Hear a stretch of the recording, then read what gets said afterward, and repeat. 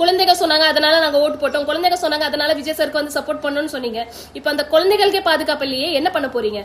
பெருமையா பீத்திக்கோங்கடா, டிவி கேடா விஜயோட ஆட்சின்னு. ஆட்சி அமைச்சு 10 நாளா யாராலையும் எதையும் மாத்திர முடியாது, நான் ஏத்துக்கிறேன். ஆனா இந்த 15 நாளா எல்லாம் இப்படி மாறிட்டீங்களே, இதுதானே என்னுடைய கேள்வி.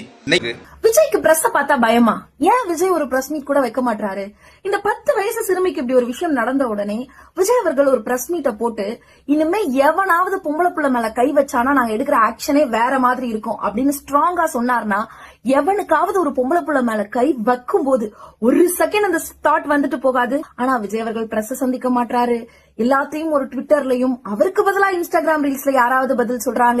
நீங்களும் வந்து அதே விஷயம் ஏன் நடக்குது, அதே நடக்க விடுற அளவுக்கு நீங்களும் இருக்கீங்க அப்படின்னா அவங்களுக்கும் உங்களுக்கும் என்ன வித்தியாசம் அப்படிங்கறதான் மக்கள் கேக்குறாங்க. இன்ஃபுளுசர் சாப்பாடு சாப்பிடுறீங்களா? இல்ல சாப்பிட முடியுதா? இல்ல சத்தியமும் புரியல.